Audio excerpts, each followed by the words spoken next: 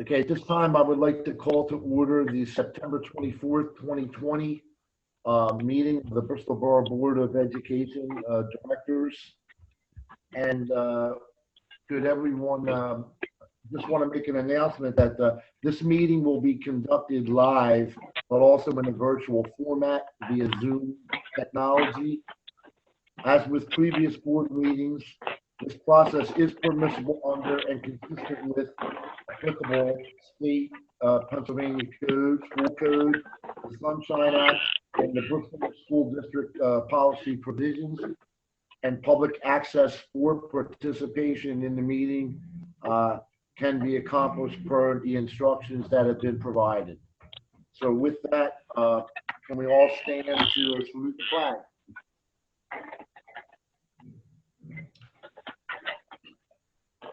I pledge allegiance to the flag of the United States of America and to the republic for which it stands, one nation, under God, indivisible, with liberty and justice for all.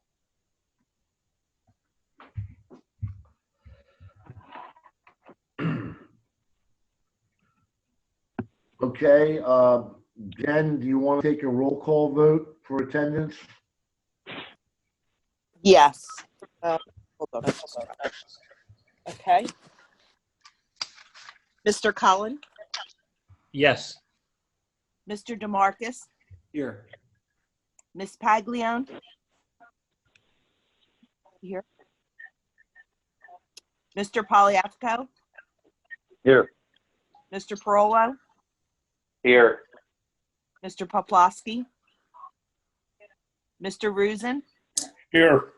Mr. Chicoletti, and Mr. D'Angelo.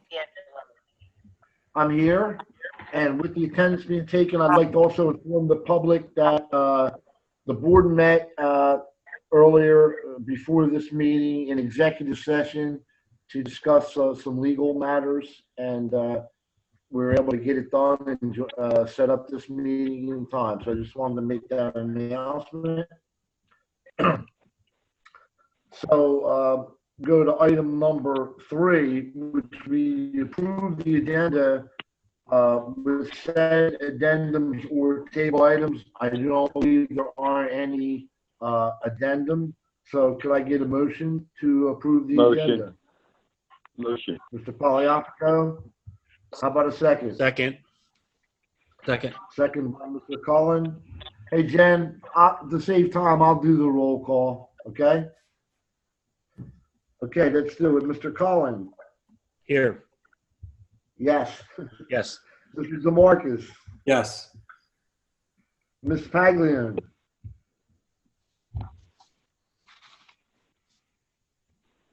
Ms. Paglione?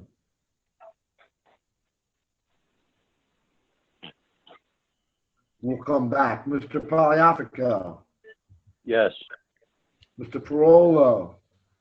Yes. Mr. Poplawski? Mr. Rusin? Yes. Mr. John, I'm here. Chicoletti? I'm here, yes. Mr. Chicoletti, okay, thanks for joining, Dave. You didn't miss anything. And Mr. D'Angelo is here, so, Ms. Paglione, are you okay Yes, to approve the agenda? I was muted. Yes. Okay, thank you. Okay, so that makes it 8 in favor with Mr. Poplawski absent. Okay, so at this time, we'll go to reports and presentations, and joining us, and we appreciate him joining us, is Jeff Calhoun from the Delaware Valley Regional Finance Authority, and he is going to just discuss a proposal that the board is considering regarding the refinancing of some loans for the drive. So, Mr. Calhoun? Thank you for having me. I guess the best way to start off would be talking about Del Val and its history. Del Val was formed by the 4 suburban counties to create an alternative lending to bond issuances or bank loans for any municipality within the Commonwealth. That was done in 1985. Since then, the Del Val has issued over 3.6 billion in municipal loans to over 260 municipal borrowers. Some of those municipal borrowers, for example, are Delaware County, Bucks County, Ridley School District, Wallingford School District, just to name a handful. Del Val's mission is to create a cost-effective lending source for municipalities within the Commonwealth, and this is an opportunity for Del Val to try to help the school district, frankly, save a fair amount of money. The refunding we're looking at is the 2016 A bonds, which are callable on September 1, 2021. A refunding with a Del Val loan would save the school district approximately $1.1 million. And that would be about $110,000 every year, starting in September 2021 and going to maturity in February 2031. Rates are currently at all-time historical lows, and the Fed has just recently indicated that they plan to hold the rates at their all-time lows for the foreseeable future. Due to the COVID crisis interrupting normal life, that's also reached into different municipal bond markets, resulting in a 6-week period of no bonds being issued. As a result, there hasn't been a recovery in that market since the COVID pandemic has kicked off. However, Del Val holds an advantage over that potential form of issuance, in that it's about half the interest rate cost since the COVID crisis, and provides about half of the cost of issuance that a bond issue would be. Is there anything else that you would like me to cover, John? No. I forwarded, hopefully the rest of the board got it. If you haven't looked at it, you have time. Your S&P rating, you're very highly rated. And I would just ask now if there are anyone from the board that would have a question for you.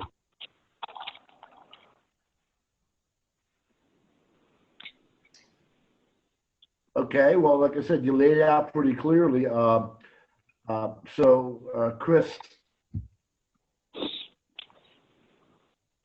or Jeff? Yeah, Jeff, I just wanted to see what the district's next steps are with regard to the finance. I know Mr. Truelove still has to form an opinion and the board still has to vote, but if we were to move forward with this, what still needs to happen on the school district's end?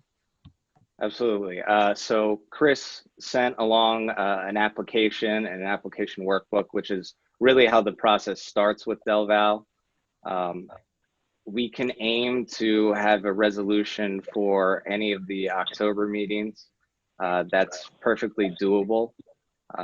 Given the interest rate environment, personally, it's probably best to act as quickly as possible before the interest rates rise, if that happens. But the process would be that Del Val would form all the documents, take care of the ads, and at which point, if the board decides that at this meeting decides to move forward with this Del Val loan, we would set up all that and advertise for either the October 8th meeting or the 21st, if I remember correctly. Okay, so what you're saying is, we wouldn't, a Chris or maybe Mr. Hauser, so if we would vote on a resolution on the October 8th, it's okay if there are no objections to give Del Val the go-ahead to move forward.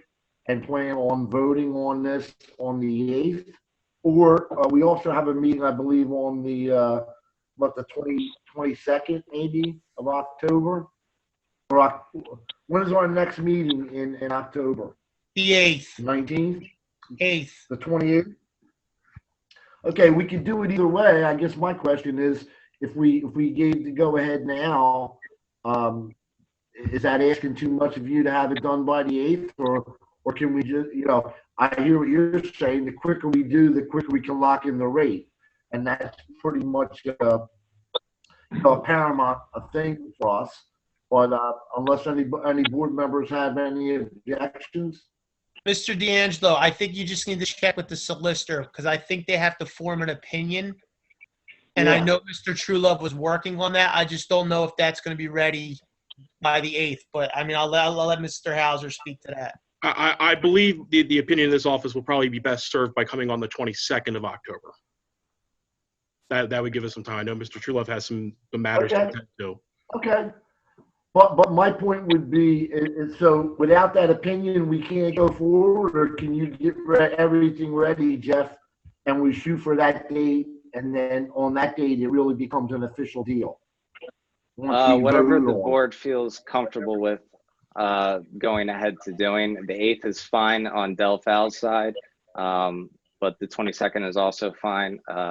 Really, the main concern as far as interest rates would be that the election would somehow affect it either way.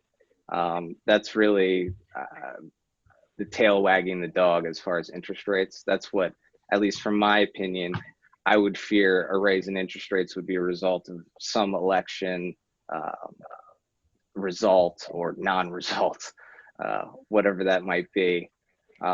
That's But again, the 22nd is, a week, 2 weeks before the election, right? Yeah, absolutely. But my point is, so let's if we can agree then, Mr. Hauser's recommendation that we be ready to actually pass and everything, resolution, and finalize the deal at our meeting on the 22nd.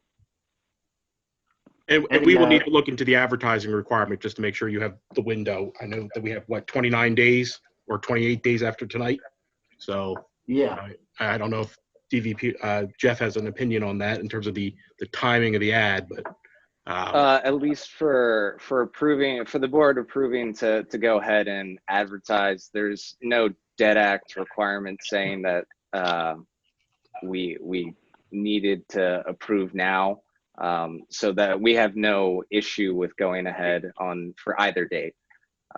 It's really just at the opinion of the board what date they want to move forward with. Well, I think, Jeff, maybe Mr. Hauser's question is that once you put the ads in, they have to be, there's a 28-day period? Yes, yes. Or no? Is it have to be?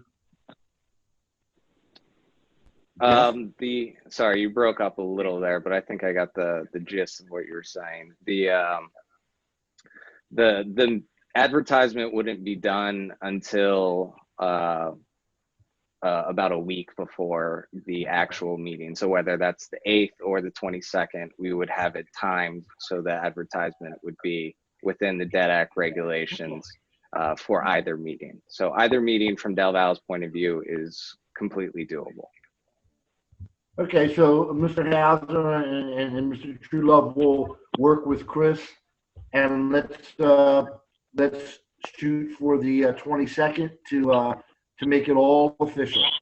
Yes, sir. And Jeff, I appreciate all your work on this, and thank you very much. And just keep Chris up to date. If anything changes or something happens that you need to let us know, please reach out to Chris.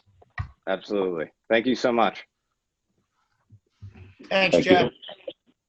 Thank you. Have a good evening. Thank you. Thank you. Okay. Okay, with that, thanks, Jeff. With that, we will move on to Superintendent's report. Dr. Minetti, take over. Thank you. I'm going to share my screen. The presentation that I'm putting up, you'll be able to see if you are on a computer. And if you're not, we're going to be posting it on our website. So you'll be able to pull it down. And this meeting will also be posted on the website. So you'll be able to see the presentation while I'm giving it, if you go back and look at the recording. So with that, I'm going to share my screen.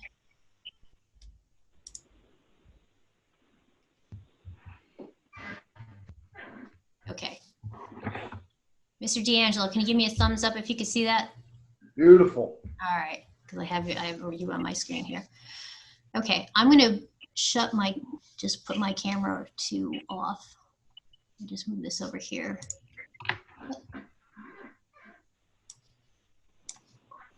All right. I'm going to be looking over the side, so ignore my not staring at the camera. Okay, so what I'd like to do is give you a presentation today about where we stand with our return to instruction. Steps that we have taken so far to begin our year online. We did COVID safety and cleaning procedures with all of our faculty and staff. So we had some professional developments designed around how to clean properly with the bus drivers and the cafeteria workers, custodians, and all of our teaching staff had several different professional developments having to do with COVID, and just to make sure that everybody was on the same page and everybody had the background and information that they needed in order to start the school year. Then we had our student orientations and meet and greets, where at the elementary level, all of our parents were invited to come in and bring their children with them and participate in a meet and greet. Our teachers did a wonderful job. We set up all tables on the outside of the school, and parents came on a staggered schedule by alphabet and had their get to meet their teachers one-on-one. So it was really neat because you actually got a one-on-one introduction to each teacher, which we normally wouldn't have in that kind of environment. So that was a really positive, and just to see the kids, just know we were thrilled to have all the kids back here live and to get to see them all. At the high school and middle school, we did orientations where the kids came in on a staggered schedule. So we only had small groups who came through the building at a time. They got to sit in each one of their classrooms and get their Chromebooks and all their supplies and get to know the expectations of their classes and also get to meet their teachers, because I didn't want to see, and neither did the teachers or the administration or the board, want to see our kids start off and just go straight to virtual and never have that anxiety level reduced by actually getting to meet the teachers that you were going to have in class. So I think it set a really nice foundation for us for moving forward. And it was a very positive thing, and we really enjoyed having the kids here. So during that time, we distributed the Chromebooks to all the students, and then continued for any student who didn't come in for that, we got the Chromebooks out to them. We did a lot of troubleshooting with computers and internet issues. Any school district that went virtual, which is basically all of them to some extent or another, we had some significant internet issues right off the bat. We found that our Chromebooks that our teachers had were not powerful enough to run the things that the teachers needed to run, because when you're using your own Chromebook and you're pushing your content out to 30 computers, it sets up an interface with each one of those computers, and it overrides what the capacity was of the Chromebooks. So what Paul did and John Love, they went around and we pulled desktop computers from the labs and put them in each one of the teachers' classrooms, and we gave them a camera to use, which was a more powerful setup. We also allowed teachers to bring in, if they had their own laptops, a lot of them did some troubleshooting with that and found a system that worked. So basically, it was a lot of people working together and doing some trial and error to find out what was going to work best for their particular circumstances. So by Wednesday, things were getting better, and by Thursday and Friday, we were running pretty smoothly. And this week, although there's always going to be problems because we're talking about the internet and things can go wrong, it's been really smooth. And the teachers, it's amazing to see the classes. I know Kelly's been into classes, and just the interactions that are going on with the students and the teachers is as if they are with us. and in the rooms. The procedures that even the little kids have in place, even as far as raising their hand to go to the bathroom, is just, it's nice to see that it's working together and it's gelling so well. So, but we continue to troubleshoot any internet issues or computer issues. So if you're a parent and you're having a problem with a Chromebook, if you go on our website, there are 3 different tabs that you can pick under computers, and there are 3 different forms that you can fill out for different issues that you may have. And Paul Hetherington has been wonderful getting back within generally 20 minutes or so, unless you give him a really odd time of night, then he'll answer you a really odd time in the morning when he gets up.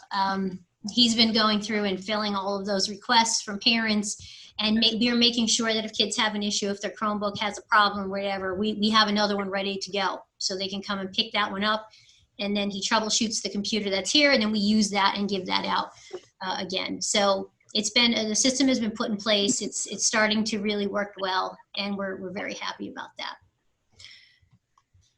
So that's where we have been. It's been a long couple weeks. And so now it's time for us to start thinking about bringing students back for live instruction. Now, there are some metrics that the state uses to kind of give us an indicator. The state cannot tell us. PDE and the Department of Health will not tell school districts, you must open or you must close. What they do is they give us suggestions and metrics to use in order to make those decisions. So the metric that we have for what kind of mode we should be using for schools from the state is it's a rate of incident per 100,000 students, and the percent positive cases in the most recent days. So down the bottom of this chart, there's low and then moderate and then substantial, and then what the modes are of instruction that they are suggesting are over the side. So last week for 9/17/20, that week, there were 40 cases in Bucks County of COVID-19. So that means that we fall between the 10 and 100. So that puts us in the moderate level here, and our positivity rate is at 3.6. So that actually puts us up here in the less than 5 component, but it has to be or. So as long as you're hitting one of these 2 metrics, you fall into that category. So right now, Bucks County is moderate. And so the state is recommending blended learning model or full remote learning model. And so right now we're in the full remote learning model, and we're looking to go into a blended remote learning model as we move forward. So just wanted to give you like what we look at. And it has been moderate in Bucks County for quite a while. But we look at this every week just to make sure that we're doing what it is that the state is recommending that we do and where our numbers are.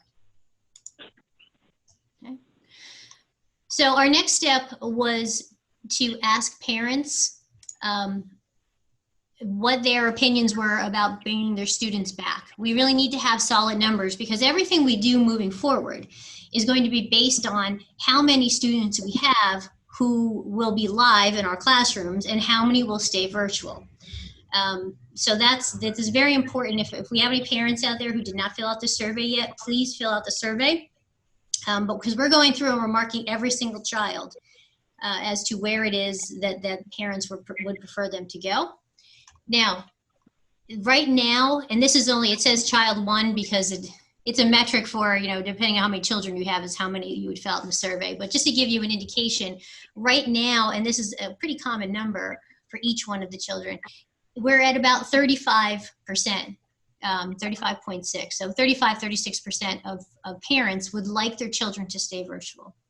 And we do have that option. When we go back live, parents will have the option to keep their students virtual. 64.4% of parents want their children to come back live in some sort of live model.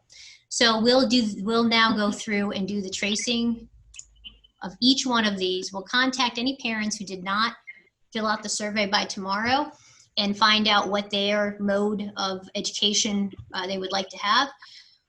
We are going to log the student information by grade and by individual class, so we can get an idea of how many kids will be in each one of these classrooms if we were to bring them back live. And then from that number, we'll decide, do we go hybrid or do we go full live? And I'm going to use kindergarten as an example. We have a very small kindergarten class this year overall. There's only about 60 students in kindergarten. So, and we have less than 20 kids in each class.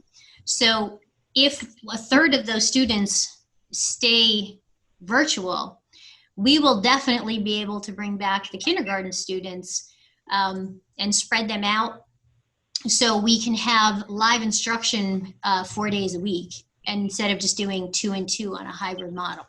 So we're going to do that and look at it for every single class and see where the numbers are. Our goal and what we want to keep, and these are the tenets that we're living by here, are maintaining 6 feet of social distancing between students. That's a recommendation on so many different Department of Health and different organizations that's our goal. And if we can't do 6 feet by having everybody back, then we will do a hybrid model where we do 2 days live for each one of the 2 groups. We're also taking into consideration hallway traffic and cafeterias. Those are our 2 big areas where we're going to have students going past each other. So we want to make sure that any numbers we bring back to the schools allows for safe hallway traffic and safe eating in the cafeteria where students can still keep their social distancing. So our next step was to look at our policies and procedures. And so what we started with, of course, was the health and safety plan, which is available on our website. And going through that and kind of modeling a lot of what our policies and procedures, those individual policies, look like based on what we had written in there. Because that was an overarching document. So now we have to actually put all the little details in and write up all of these policies. So we are changing some of the things in there, and we're just really more expanding on the items that are in that health and safety document. We had several COVID committee meetings. They involved our administration, our nurses. We had a few employees in there and some of our board members. And we kind of walked through the different policies and procedures and, getting everything situated and ready to go. So I'd like to thank all the members of that committee for the hard work that they've put in. We discussed options for scheduling, curriculum and instruction, buildings and grounds, and we talked about all of our staffing needs in these meetings. And then the policies and procedures that we adopt, rather than post every single one of them up separately, it would be a lot to read. We're going to take all of those and we're going to put them into one document that we make into a manual. So some policies, for example, that we have put together, policies for if we have a symptomatic employee or student. So what do we do when somebody has symptoms? Now what? So, having those stepwise policies that everybody knows and will be aware of, and you could follow the policies and procedures of what's going to happen. How are we going to help? We don't do contact tracing. The Bucks County Department of Health does contact tracing, but we will have seating charts for each one of the classes. And we'll know which students are in each one of the rooms and who is sitting closest to that student. We'll also know in the cafeteria where students are sitting. So if there's a problem, we'll be able to identify anybody who is in close proximity. So we want to be able to have that information and pull it from our MMS system and to give that to the Bucks County Department of Health, because they actually do all the contact tracing, but we provide the information for that to happen. And then any kind of, if there's a problem in the evening, how are people going to contact us and let us know that there's a problem, things like that. We also have policies for things like face coverings and hallway traffic, bathrooms, hand washing, health office guideline policies, checklists for cleaning the different areas, policies for traveling for employees, exclusion from work guidelines. What does that mean if you are symptomatic or you do get a positive test? What does it mean if you're an employee? What does it mean if you're a student? Spectator policies for our sporting events, forms for the nurses. So if a student is sent down with any type of symptoms or a possibility, the nurse will has an actual form all ready to go, and they mark everything down on there. They give a copy to the parents. They keep a copy for their own file. We also have a spreadsheet that we are going to be sharing amongst the nurses and the administration, so we can keep track of any positive cases that we have or presumed positive cases, and then any type of contact tracing that needs to happen. And we have families with several children in the building, so we can kind of keep track of all of that for ourselves, and just to make sure that we're covering all of our bases, and that if we're bringing kids back here, we're doing everything we possibly can to mitigate the spread of COVID-19. And then visitor symptom screenings. Everybody who enters the building has to fill out a survey of symptoms. We're allowing very few visitors into our buildings. If there's anything that a parent needs to drop off, we're asking that they just drop it off at the window, and that we'll get that, whatever it is, to our children. But if there is a visitor who comes in, there's a screening protocol that would take place. Masks must be worn the whole time in the buildings. Okay, so those are just some examples. I didn't want to give you all the policies because they will be up and all together in one document soon. Okay, so what is our proposed return to live instruction? Well, in our discussions with our special education director and a lot of our parents, there have been some forums of some of our low incidence special education students, and there has been a great interest in allowing those students to come back to school. And we concur with the parents that live instruction for certain students, especially those with the greatest need, should be live as much as possible, but we wanted to make sure that we had everything in place for that to happen. And we feel that we're there. And so we have approximately 60 students who are more self-contained than some of our other students. And we're reaching out to those parents, and they are going to be our first students that will be invited to come back into the building. We've worked with the teachers who are going to have these classrooms to put schedules in place and protocols in place, especially for these students. So like I said, it's a total of 60 students between the high school and the elementary school that we're going to bring back first, and kind of get them used to being back in the building, getting those procedures and protocols done, and then we'll start moving some other students in. So my proposal to the board is to go with the schedule that I have up on the screen, which is we would start on Tuesday, October 29th, which would be next Tuesday, and start these students that we have referred to in person on Tuesday, Wednesday, and Thursday from 8:05 to 12:30. So they would be on a shortened schedule that week, just kind of get their feet wet, get them in the building. And then the next week, the Monday, October 5th, those students would be full day in person with their teachers from Monday through Thursday, and virtual on Fridays. We're still going to keep Fridays virtual for all students because our teachers need that afternoon to prep. This is a lot of work for our teachers to do both live and virtual at the same time, because that's going to happen. Not all students who are in these classes, not all of their parents want them to come back live.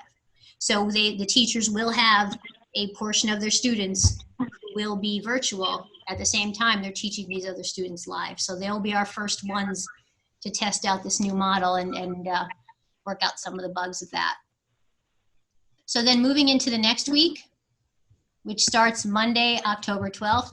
Now during this time, the administration and I will be working out schedules to see, we'll have all the numbers in, we'll have everything good to go. So then we'll make decisions on how are we going to roll everything out for the general education students. So this right here where it says full day, full day, full day, this is not for the general education students. This is for that select group of special education students. But we would like to start bringing students back on the 13th, 14th, 15th, in some capacity, some students. So maybe that means kindergarten and maybe another grade level that's far away from kindergarten that we can keep them separated. But we will come up with that schedule for parents. But we're looking at Tuesday the 13th to be the beginning of bringing back our general education students in some capacity, and then rolling out a further schedule on a schedule this week, Monday the 19th, that week, with, I don't have the next week, with live instruction for anybody who's decided to have their children come back. The week of the 26th would be the week that we begin fall for everybody. So that is my proposal for students. If we have to go to a hybrid schedule, where we don't have the capacity. There's too many students who want to come back and the classrooms are too full. So we have to do a hybrid. We would have a schedule where the same kids would come in Monday, Tuesday, and the rest of the kids would be virtual. So if we took half the population who want to come back, half of them would be a Monday, Tuesday, half would be virtual. And then we would switch it Wednesday, Thursday. So the kids who were virtual are now in. And so we would do it that way. And so we would have group A would be in Monday, Tuesday. Group B would be in Wednesday, Thursday. And then everybody would be virtual on Friday. The special education students that we were referring to and the others, they would go all 4 days a week. So they would not follow the model of being out 2 days out of that, but everybody is out on Friday. Okay, so some schedule modifications that we're working on. So teachers will be live streaming their classes, and you know, this is a lot to ask of our teachers. This is a big hill that we're going to be climbing.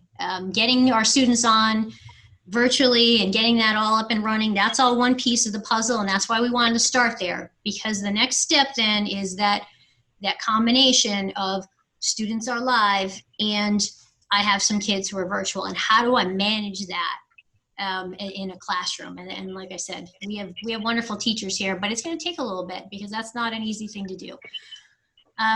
Elementary and middle school classes will be self-contained. So when students are in the building, the teachers will rotate, not the students. That will cut down on that contact that students will have. So the teachers who teach the CAP classes or the special classes for art and those kind of things, they'll actually come into the classroom or they'll Zoom into the classroom, either way. But we won't be moving the kids around to kind of cut down on any problems. High school, when we do go in, we're going to be moving to a schedule that we extend the periods, and we only do 4 classes a day. So day 1 would be periods 1, 2, 3, 4, and day 2 would be periods 5, 6, 7, 8. They would be 90-minute classes. The reason we are looking at this schedule is because it reduces the amount of contact that the high school students have. The high school is actually the hardest building to bring back live, because kids are moving 8 times a day, and they may be in one level of math, but a different level of English. And so they're with different kids all the time. So contact tracing, if there were a problem, is a real mess at the high school. So what we had to do was try to figure out ways to reduce the risk to our students if we have them live in the building. So this schedule helps do that, because students are only moving 4 times instead of moving 8 times. They're staying in one spot for a 90-minute class period. And so it took a little work, because our high school teachers, some of them also teach middle school, so we had to mesh those two together, and it was a lot, but I think we got it to work. It also, we think at the high school level, will allow our teachers to have time within that 90-minute block, because if you have students who are live in front of you and those students who are virtual, and you're a teacher, you're going to need some time to just check in with the kids who are virtual and have them work on something. Then you could check in with your kids who are there in front of you, and be able to maneuver that in a 90-minute block will be easier for a teacher than in a 45-minute block. And it reduces the number of classes the kids will have in a day. And then we can easily switch that schedule back to our traditional schedule, because students will still be taking every one of their classes throughout. So some of the building modifications that we have done so far, we've installed plexiglass in the offices, for safety reasons, and even in like the guidance office, in certain places where we do testing of students, there's a plexiglass in between. We've arranged some traffic patterns through the hallways. We didn't make too many of them just one way, because our hallways are pretty big, but just staying to the right and getting signs up that say that. We rearranged the classrooms to reduce travel. So we've put like most of the 9th grade teachers, we've moved them to one area so the kids aren't going all over the building. Hard to do that for every class in the high school, but we were able to do that for 9th grade. 8th and 7th were already like that.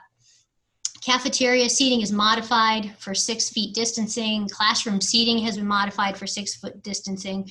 We're actually going to pull some desks from the classrooms that aren't going to be, those classroom desks that aren't going to be used, and move them into the cafeteria And we may have like an overflow space in part of the gym or at the elementary and the LGI. So we will make sure that the kids are spread apart and that they're 6 feet apart while they're eating. Modified the bathrooms because we had to close some of the stalls and the sinks so that everybody's 6 feet apart. The nurses suite has been modified with plexiglass, and we have an isolation room for if we have somebody who potentially has COVID symptoms before they're getting ready or when mom and dad are on their way. We have a room for them that's an isolation room that's away from any of the other students, but still in view of the nurse to have that student held, or, you know, it would just be students. We won't hold any faculty members in there. They can just go home. They've got cars. So, but that we have an isolation room all set up. PPE, we have masks available for anyone coming into the building. We've had masks that have been donated through two of the organizations. One for PDE is also donating. We have like masks coming in, at least one for every student from PDE. And then the Pennsylvania School Board Association donated 500 masks as well. But we also purchased paper masks. So we have lots of masks. If a student forgets a mask or if something happens to their mask during the day, we will have backups for them. We also have face shields. One of the organizations, the county organization for, I lost which organization it was, but they provided face shields for all of our students. So a face shield is also considered, the plastic face shield is also acceptable in a classroom. So if students are sitting and they don't want to wear a mask, they can put a face shield on and have that. We're going to ask that students wear masks while they're in the hallways and they're moving around a lot, but when they're sitting, they can have a face shield on. We have hand sanitizer in every one of our classrooms and in the hallways. There's dispensers. We have cleaning supplies in each one of the rooms, and gloves, if there's gloves or any kind of PPE that needs to be had, we have those available. And for some students who can't wear a mask, because we do have some students who medically qualify not to wear a mask, we'll have those little desk dividers for those students. So that way, at least there's some kind of protective barrier. Okay, so staffing needs, and that brings part of our agenda. Nurses, we have 4 extra nurses that have applied, and we're working through getting all the paperwork and everything in and getting them ready to go. One of them is already working at St. Mark's, so our nurse at the high school does not have to leave during the day, and she will be at the high school all day. We have a nurse over at St. Mark's. And we have some other nurses who will be coming in. We're also contracting with an agency if one of our nurses has an emergency or can't be in for a few days. We just want to make sure there's always a nurse in those buildings. So we're opening up all of our options to make sure that nurses are there. District assistants for contact tracing support. If we need somebody to pull schedules and all that, that type of work, we're going to have somebody do that. And we also need some extra people to monitor the hallways and bathrooms and cafeterias, just so if we have to separate the students into 2 different areas, like the LGI and the cafeteria, that we have enough people to cover and make sure that students are being supervised. And then we're also going to be looking for custodians for during the day, just so we have enough people to make sure that they're able to go around and wipe all the high touch areas. And if there is a problem, a suspected positive case in a classroom, that they will go in and actually clean that area and that desk right then and there to make sure that everything is good. Like, well, not when there's students in there, but when we don't have students in the room. Okay, our after school programs will be virtual until the first week of November. And then they will go either live or hybrid at that point. That programs will include homework help, clubs, tutoring, credit recovery, etc. So they're working through their gamut. But 21st Century is also going to be added to our health and safety plan as part of when we return, that they will also be returning. Sporting events for this week. We are currently keeping our numbers for our sporting events to no more than 250. We're following the recommendations of Governor Wolf right now, which means that each one of our home players and cheerleaders gets 2 tickets to the game, and they also get a survey for each one of those 2 tickets. They can give those tickets to whoever they want, their family and friends, and they would bring that ticket and the survey COVID symptoms back, and they would turn it in at the gate. Unfortunately, we cannot allow anybody else into the stadium because we want to make sure that we're doing this in a safe manner. So we ask, please, the game is at 4:00 tomorrow. Please do not line up outside around the stadium, because that still counts. That's our property. And, 250 is just what we can manage inside with the players and the coaches, and just like everybody who's involved in the game, all our custodians who are there, security, they all count towards that 250. So we will be over that limit if we have people who are just around the stadium. So I ask that you please do not mill around outside the stadium. We have to, for the safety of our kids and so that we can continue to have home games, we need your cooperation.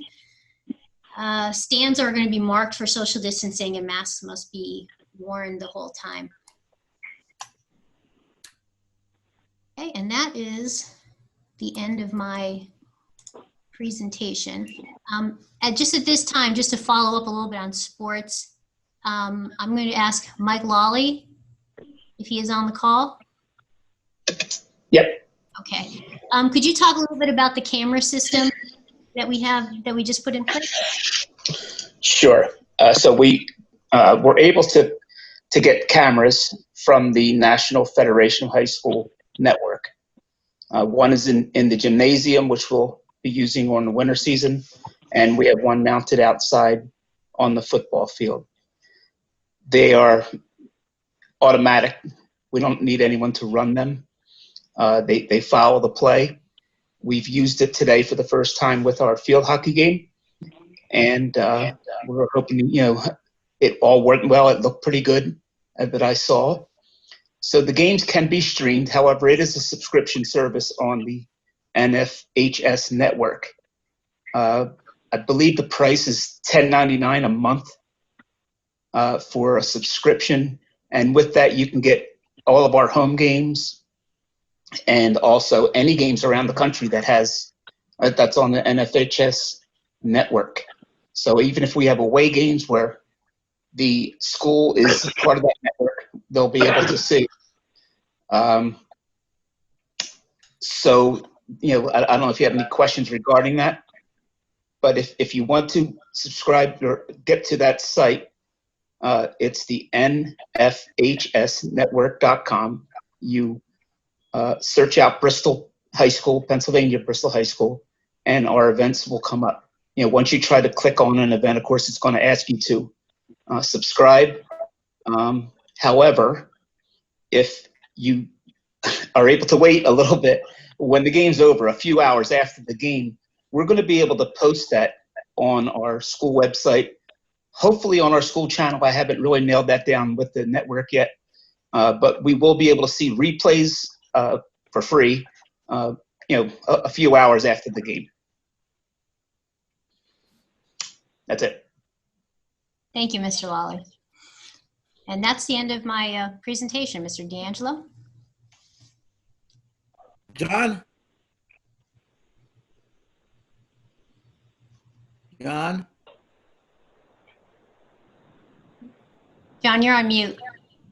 Does anybody have any questions for Dr. Minetti or Mr. Lawley, Mr. Ciccoletti? Yes. No, I just wanted to thank Dr. Minetti and all the members of the COVID committee. We were meeting since July. We had about 4 or 5 meetings, and then they met the nurses, the superintendent, principal, Mr. Gatto, to nail down all of the policies that Dr. Minetti went over tonight. There's a lot that's within those policies that, Dr. Minetti touched on, but I'm proud of everyone for the hard work that went into this to keep the building safe. The only thing that I would like to add to that is that the building classrooms, the hallways, the restrooms, the cafeteria, those areas will be hand cleaned and sprayed on a nightly basis. So the night shift will be taking care of that to have complete sanitation of the area. Another comment I would like to make is that if this is to the parents, is that if your child is coming into the school with those surgical masks that healthcare workers use. They're only good on a daily basis, so I wouldn't recommend using those for several days. And just keep in mind, if it is a cloth face mask, that they should be cleaned on a daily or on a weekly basis. And I think if everyone does what they have to do, I think we could keep this virus in check. Okay, anyone else from the board have any questions or concerns for Dr. Minetti about her presentation? It was very comprehensive. Any other board members? Dr. Minetti, I thought I might have heard you wrong when you first started out. You might have said October 29th, but you're actually planning on bringing the first group of kids back September 29th, correct? Yes, I'm sorry. If I said October, it's September 29th, next Tuesday. It just seems this whole fall is just going by so quickly. I'm just losing even track of months anymore. But yeah, next week, September 29th is when we will start this transition. Right, and we will, probably already begun reaching out to the parents and kind of, getting things coordinated there, correct? Correct. Okay, the only thing I wanted to do now is we have joining us tonight Mary Agnes DeCicco from the IU. And as you all know, that we've had some kids from the IU already in the school for almost 2 weeks now, or pretty close. And so, Mary Agnes, could you just kind of give us an update on how everything's going? Certainly. So, John, you had asked me to prepare a few remarks. I did so around a few different topics, one being the preparations that we put into place prior to the students arriving. Two, a quick mention of things that are going well. And then thirdly, challenges that we've worked through and that we continue to work through as our students are live in person. So, as you said, the students at our Bucks IU classroom started back to school full-time on September 9th. Students are following a hybrid model with Monday through Thursday, full days in person and Fridays being virtual. At Snyder Girardi, we have 5 in-person classrooms with 27 students total.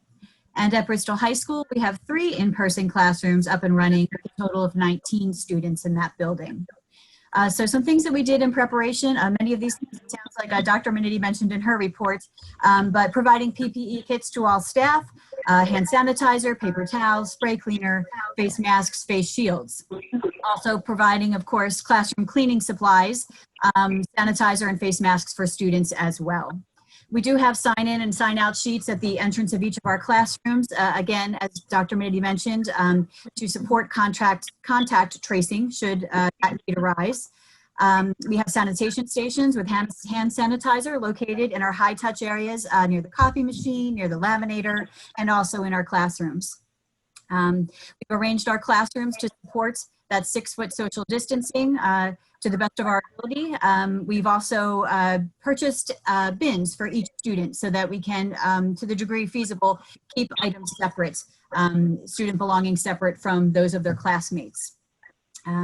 We also purchased additional school supplies to ensure that each student had their own set of supplies. So things like scissors, pencils, markers, again, to reduce or eliminate the need for students to share supplies with each other. So a lot of things have been going well. I'll hit some of the highlights here. We found that it is necessary to teach and reteach these new guidelines to our students, but they're picking it up well. So around social distancing, hand sanitizing, wearing that mask, how do we line up with the 6-foot distance guideline in place? How do we walk through the hallways? How do we use the cafeteria? So much practice is required for our students, but we're able to do that, have that time to practice, and they're getting it, they're picking it up. Students, of course, are also being acknowledged when they follow the guidelines.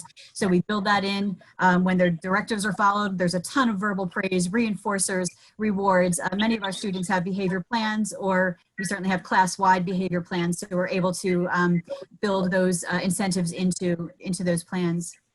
The district has provided many visual reminders, postings in the hallways, reminders to wear the mask and to social distance. So certainly that's been very helpful for our students. We've taken tours through the building, pointed out those visuals, and we've done the same in our classrooms, having visuals on the walls, on student desks, and in some cases on the floors as well. We have our staff completing a symptom checker electronically at the beginning of each week, and they're just simply logging their symptoms or lack thereof and whether or not they've traveled to a hot state, and they're submitting that to our HR department weekly. And additionally, all of our teachers have a symptom checklist so that they have, if they have any suspicion that perhaps a student in the room might be exhibiting concerning symptoms or a staff member, they have that checklist as a resource, and that helps them. It serves as a guideline as to when they may want to refer that student to our Bucks IU nurse. While many of our students obviously are back in person, Dr. Minetti mentioned that there will be cases where the district teachers have students who are in person and also some who are participating virtually. So in some of our classrooms, we do have that. We have teachers managing both roles. And while the majority of our students are back in person, we do still have our IEP meetings, our staff meetings, and our professional development workshops all remaining virtual at this time. So another piece that we had to rework, it likely does not impact the district as much as it does the IU, but we have certainly many buses and vans and vehicles that drop our students off. So we reworked our procedures around that to prevent congestion on the sidewalks and the curbs and in the main lobby areas when we're receiving our students. Previously, students would come out and we'd kind of wait until we had a class together and then walk them down as a class to their rooms. Here, we now have it arranged so that staff escort one student off and immediately move them down, usher them down to their classroom to start the day. So a few challenges, one being around mask tolerance. Again, some students are exempt for medical reasons or sensory reasons from wearing that mask, but we're still working towards building up that mask tolerance when appropriate. Another, just a minor detail here, but you know, there's an awful lot of excitement when we return to in-person instruction, both on the side of the staff and the students. So we had to, which is a great thing, but we had to kind of stop everyone and say, okay, we can't do what we used to do with the great big hugs and the high fives and the pats on the back and the embraces. We had to kind of reteach new ways to meet and greet with those elbow high fives or those air hugs, you know, alternative ways to meet and greet our friends. One other thing I would add was that at the start of this, you know, our staff were fabulous with wearing the masks. It's, I would say, human nature, perhaps not uncommon. As the weeks have progressed here, we're into week 3. In some of the classrooms, you know, you begin to feel like it's kind of a second family of sorts, and people became a little more relaxed in whether or not they would pull the mask down. So we're just being really careful, and I myself and others on the leadership team are making the rounds to ensure that staff are keeping those masks up and modeling that for the students. We do have mask breaks built into the school day, but outside of that, we need to follow that directive without exception. So again, one other piece was we recognized it's pretty clear that the students are coming from families with varying degrees of comfort level around how strictly they've been adhering to these health and safety guidelines in their own homes, in their own communities. So we just, again, had to kind of teach and reteach that may be the case in your home or when your family goes out to the grocery store or out into the community. But in school, these guidelines are non-negotiable. So overall, staff and students are adjusting nicely, and I'd say things are going very well. Well, listen, I appreciate you coming and joining us and giving this information because, you know, it really helps us.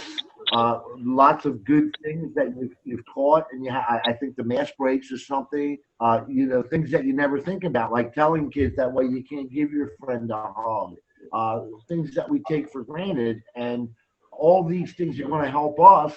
And just the fact that you have been in Schneider with 27 kids and at the high school with 19 kids, that's really helps us set the stage.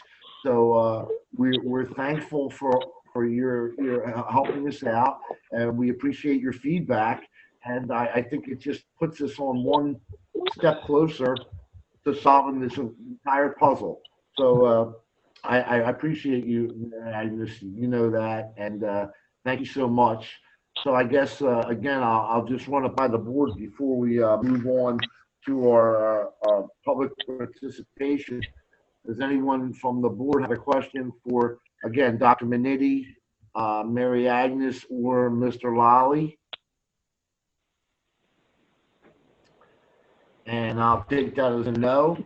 So And I just would ask that our next item will be public participation. So how we're going to work this, again, I would ask everybody to put themselves on mute. We are getting some feedback in when Dr. Minetti and Mr. Lally and Mary Agnes were speaking. So if you could put yourself on mute, and when we open public participation, unmute, state your name. Feel free to ask any question to Dr. Minetti, and we'll answer them primarily. And we just ask too that you try to keep it as non-specific to your child as possible. And anything that we can't give you a firm answer here, I know Dr. Minetti is very good at getting back the next day. So with that, again, could everyone put themselves on mute now? And we'll open up public participation. Is there anyone from the public who has a question? John, thank you. I'd like to first say just thank you and wow, a class act. I certainly appreciate all of the hard work and all the intelligent decisions that have gone into this. It's a superb job, something the community can be really proud of. So thank you to the staff and to the board for really jumping in and responding to these critical circumstances. Great, thank you. Two questions, one COVID related, one not. Related to COVID, what kind of testing and test results for the virus can our students and staff expect to have access to? I know that's not the school district's responsibility, but I wonder how available that'll be. And not related to COVID, I wonder if you can give us an update on how the principal search is going. I could answer about the testing. We have posted on our website the locations in Bucks County, in Lower Bucks County, where testing is taking place. So we don't have any more access than anybody else has.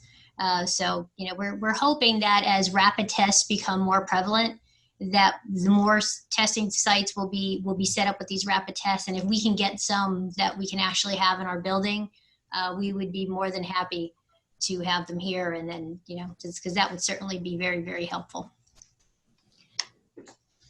And for the principal search, we've put it on hold for now, just to kind of see where we are and when we would be coming back. So I'm sure the board will be picking that item up again soon.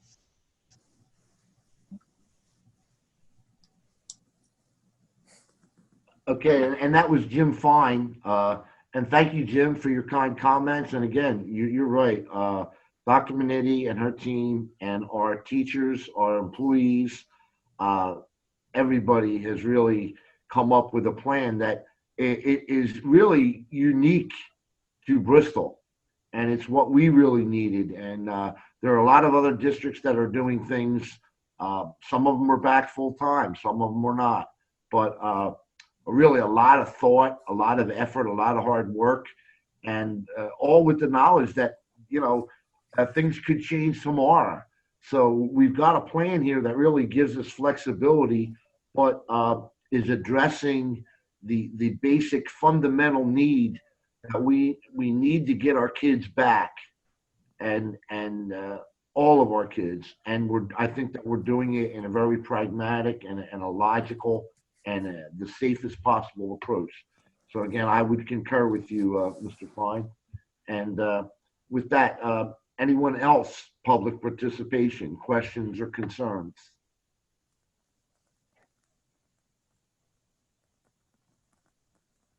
This is Jesse Walker. I don't know if you Hi, can. Jesse. I guess it's great to hear everything in the meeting and everything that's been said. With the refinancing of loans, do you think you would use that $100,000 savings to just possibly get another teacher in the district? Dr. Minetti? For the refinancing of the loan. It's not $100,000 in 1 year. It's $100,000 over the life of the. No, it's actually $1 million over. Oh, I'm sorry. I'm sorry. It is $1 million over. Well, but you know what? It'll depend really what our needs are financially at the end of the year. So I can't say for sure that we will add another teacher with that money. We just may have, that might be just be enough to cover costs of pension and healthcare. Might be over $100,000. So when we put the budget together at the end of next year, we will certainly look at all the possibilities of where we are just in maintaining the services that we have now, and looking at any kind of building things that we need to have happen for buildings and grounds to keep our buildings safe. And then if there is anything above and beyond that, we will look certainly at the needs in our classrooms and see where we stand from there. And Jesse, if I could add that, as you saw in Dr. Manetti's presentation, we're still trying to figure out what our student population is going to be.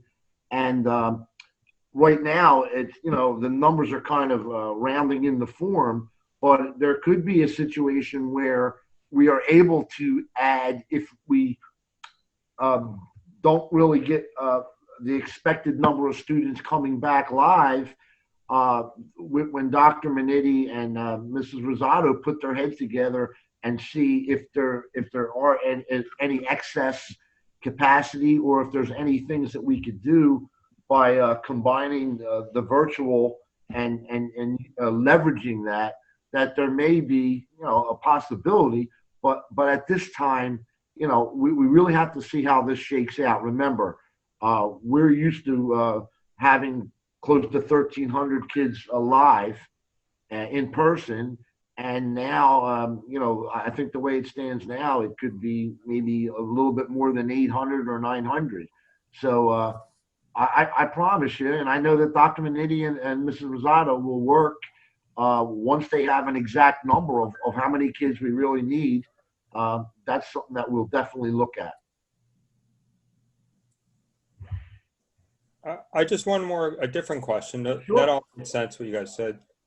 I just wonder, is there ways to encourage to have more projects for students? It seems like if people are learning virtually, it's a good opportunity to do various projects in their class, and just to round out education with other types of activities. So I guess it'd be great. Hopefully they're planning it, or maybe they could consider planning that for different subjects. I would think that virtually would lead to a lot of project-based assessment, because it's very hard to give a paper and pencil test when kids are home, and some are live and some are not. So doing projects, I think, is a necessity for doing an evaluation of students. So I think you'll see more and more of our teachers, once they get their feet under themselves, doing that type of project-based assessment. Because paper and pencil is really a difficult thing to do in this type of environment.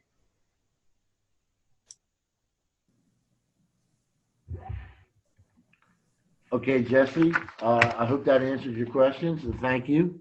Very thoughtful questions. Anyone else from the public?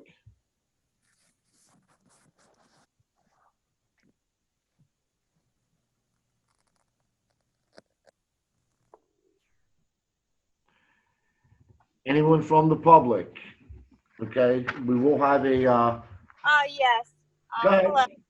Hi, Joanne Polk. Hi, Joanne.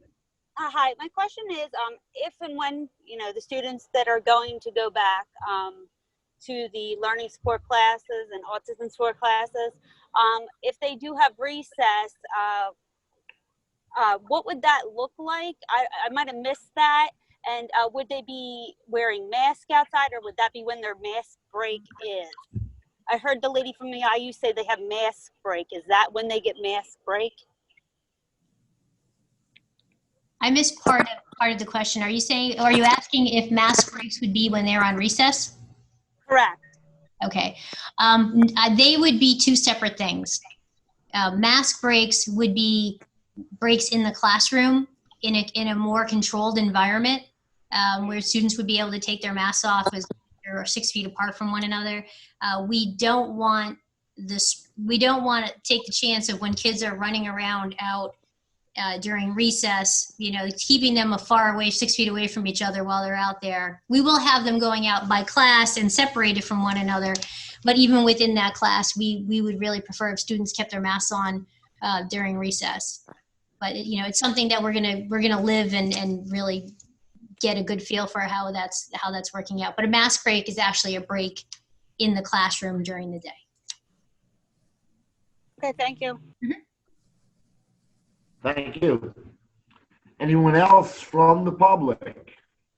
I have a question. It's Krista Cordero. I'm a student at Bucks, like the high school. And I was wondering, why consider the mask breaks? Because wouldn't that be more dangerous since like you're touching your mask, which has like germs and stuff on it? Well, just giving, sometimes it's difficult for people to wear it for that extended period of time. And so, so if a student doesn't want to take a mask break, they're certainly not going to be forced to. But we do want, for some people, they find it kind of confining when they're wearing a mask.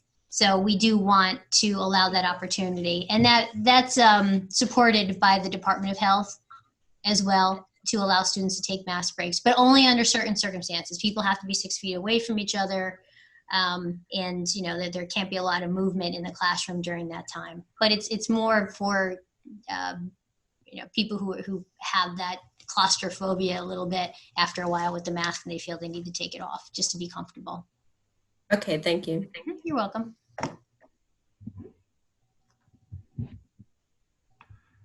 Anyone else with a question or concern?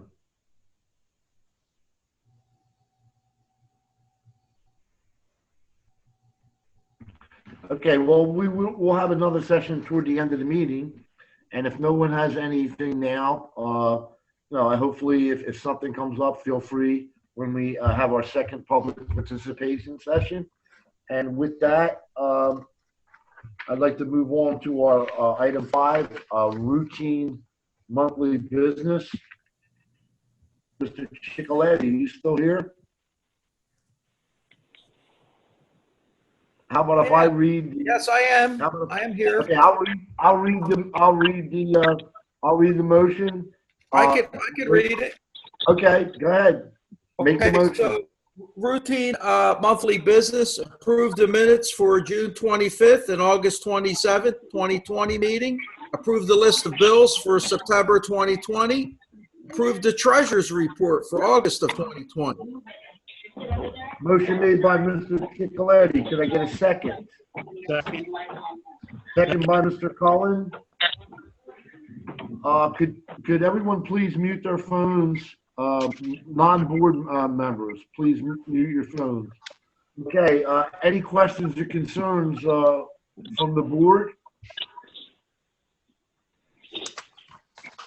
Okay, we'll do a roll call vote. Mr. Cullen? Yes. Mr. DeMarcus? Yes. Ms. Paglione? Yes. Mr. Poliafico? Yes. Mr. Parolo? Yes. Mr. Popolowski? Mr. Rusin? Yes. Mr. Chicoletti? Yes. And Mr. D'Angelo, that motion carries 8-0. Okay, Mr. Chairman, new business, approve the attached recommended change to the Bristol Borough School District Health and Safety Plan. Motion by Mr. Chicoletti. Can I get a second? Second. Second by Mr. Cullen. Any questions or concerns from the board?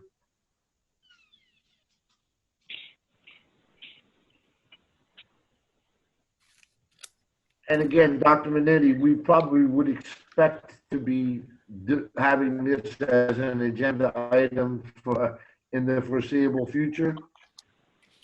Okay. Yes, this is the health and safety plan is what we would consider a living document.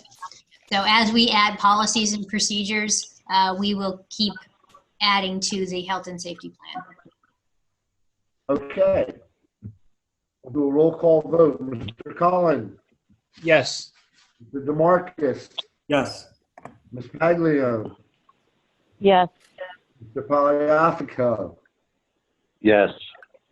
Mr. Parolo, Yes. Mr. Poplawski, Mr. Rusin, Yes. Mr. Chicoletti, Yes. and Mr. D'Angelo. That motion carries 8-0. Mr. Chairman, item B, approve the attached recommended changes to the Bristol Borough School District Athletic Health and Safety Plan. Motion by Mr. Chicoletti. Could I get a second?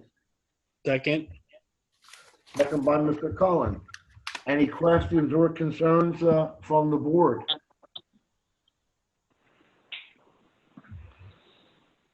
Okay, we'll do a roll call. Mr. Cullen, Yes. Mr. DeMarcus, Yes. Ms. Paglione, Yes. Mr. Poliafico, Yes. Mr. Parolo, Yes. Mr. Poplawski, Mr. Rusin, Yes. Mr. Chicoletti, Yes. and Mr. D'Angelo, and that motion carries 8-0. Mr. Chairman, item B, approve to advertise for 3 district assistants, hourly rate $14.20 per hour, no benefits, as per the negotiated agreement, effective 2020-2021 school year, pending clearances. Did you miss item A there? Yeah. Yeah, Dave, you missed item A. You read B. Oh, okay, sorry, got ahead of myself. Cancel item A. Cancel that previous thing. Approve to advertise for a part-time matron, hourly rate $10.46 per hour, no benefits, as per negotiated agreement, effective 2020-2020 school year, pending clearances. Motion by Mr. Chicoletti. Could I get a second? Second. Second by Mr. Cullen. Any questions or concerns from the board? I have a question. Don't we have four part-timers that we can utilize in that position? The part-timers are on the night shift custodians. So we do need some people for during the day. And Why not? they would have the first priority, the ones who are already there, those 4 part-timers. Well, you talked about adding extra people to the day shift, correct? When the kids come back. Mhm. So why not utilize our full-timers and use the part-timers at night? Well, can I interject here, Rose? Sure. Yes, I think, Jeff, that it'll be up to George to place these individuals, how he sees fit, moving some from the night shift to the day shift. But remember, we are going to be spraying each classroom. So it's going to take 2 employees on the night shift to go into every classroom and utilize the sprayer to sanitize the whole room. And I think when we were talking in the pandemic meeting, it was recommended to bring the extra staff on. How they're going to be placed is going to be up to Gatto, but let's keep in mind that there's going to be 2 people spraying everything at night. Hallways, bathrooms, classrooms, offices. So how many people do we have on night?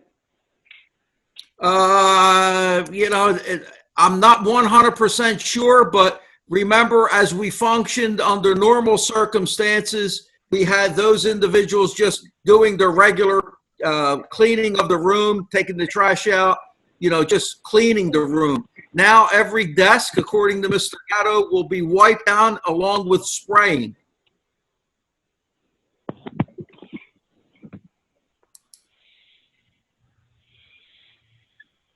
This will not affect our budget because we're receiving funds for the additional help.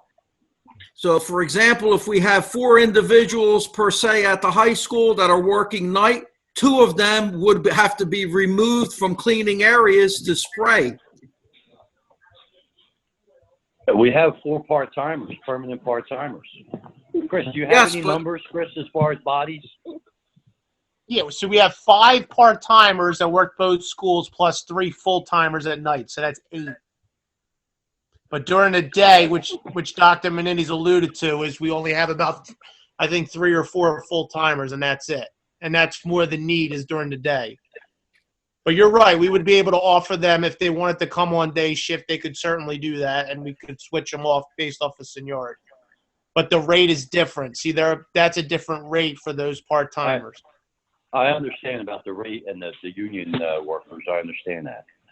I don't think at this time we really need any additional bodies, but that's just my opinion.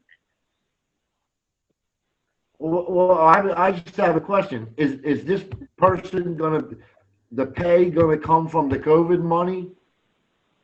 Yes. Okay, so if it comes from the COVID money, what is the downside? If we don't use it for that, then we won't get any money. I mean, I would just say, let's bring them on. It doesn't mean that we have to give them any hours at all, or, and let Mr. Gatto figure how we can use them.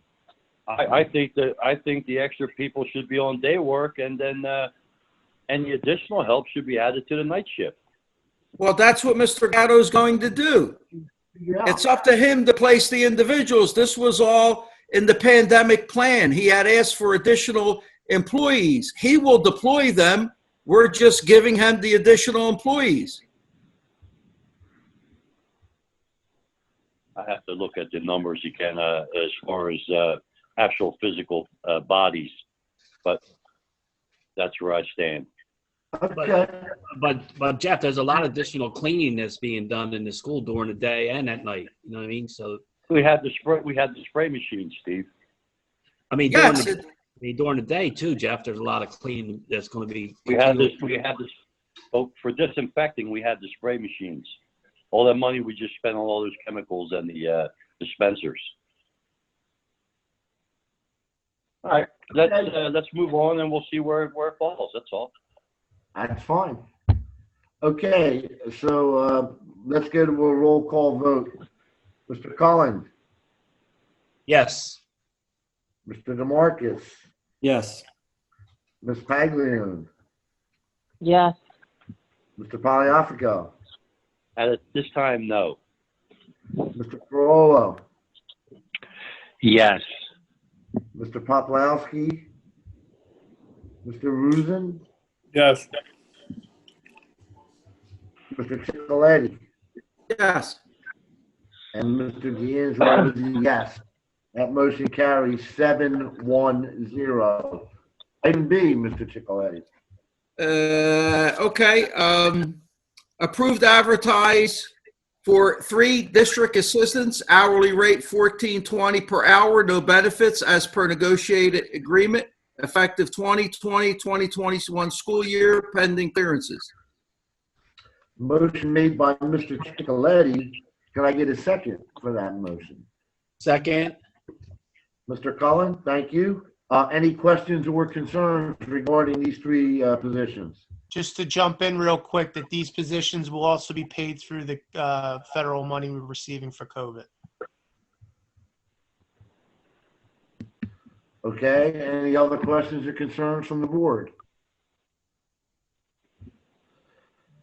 What's the reason for the extra people?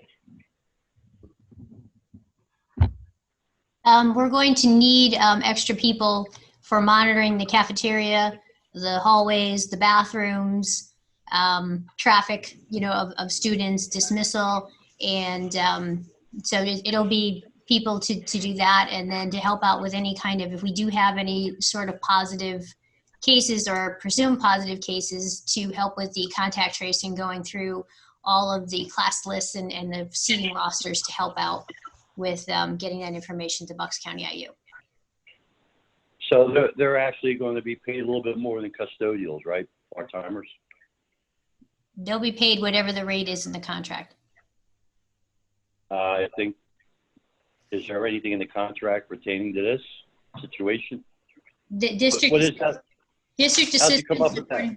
district assistants, Right. according to the contract, are $14.20 an hour.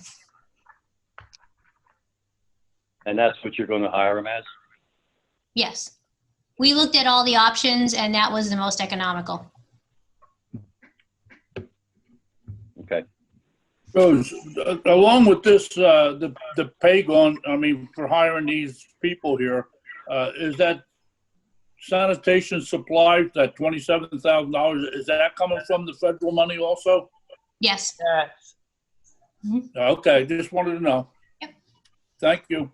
You're welcome. Okay, any other questions or concerns? We'll go to a roll call. Mr. Cullen, Yes. Mr. DeMarcus, Yes. Ms. Paglione, Yes. Mr. Poliafico, Yes. Mr. Parolo, Yes. Mr. Poplawski, Mr. Rusin, Yes. Mr. Chicoletti, Yes. and Mr. D'Angelo is a yes. That motion carries 8-0. Item C. Mr. Chairman, approve the appointment of Cindy Sacita as part-time matron, hourly rate $10.46 per hour, no benefits, as per negotiated agreement, effective 2020-2021 school year, pending clearances. Motion by Mr. Chicoletti. Thank you. Second. Second. Second by Mr. Cullen. Any questions or concerns?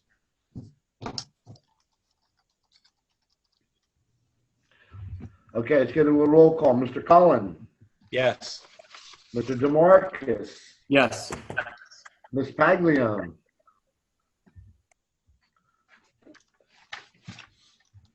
Ms. Paglione, Yes. Mr. Poliafico, Yes. Mr. Parolo, Yes. Mr. Poplawski, Mr. Rusin, Yes. Mr. Chicoletti, Yes. and Mr. D'Angelo is a yes. Item D.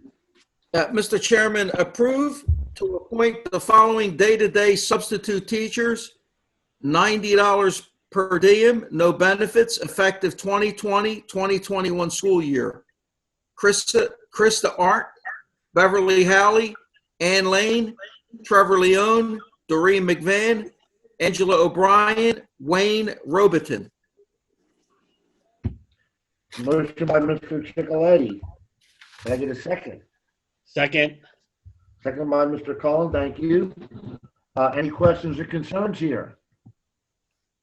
Yeah, how many of these are we going to use on a regular basis, or are we going to use them all? We won't have anybody who will be a full-time sub in the buildings right now. They'll be on a daily basis as needed. Oh, okay. When we come back more live, then we would have some that would be in all the time. Right now, we do not. All right, thank you, Rose.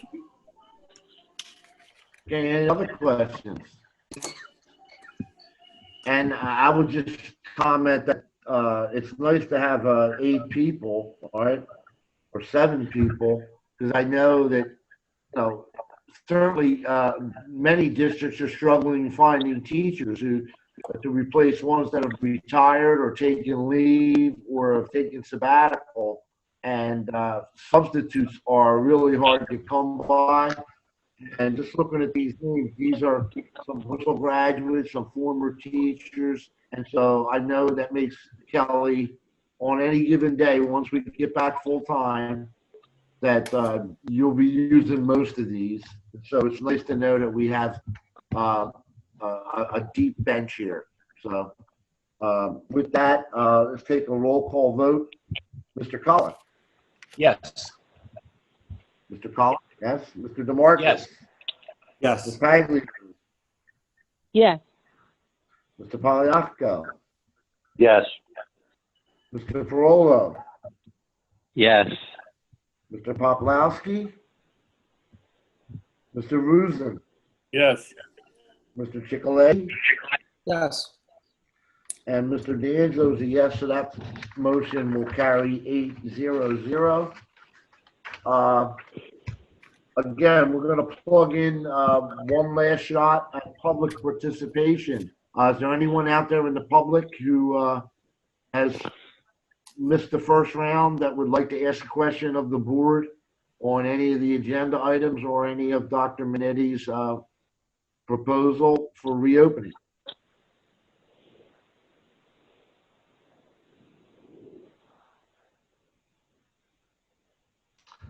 I'm going to take that as a no and move on to, I guess it would be item 8, which would be information and discussion.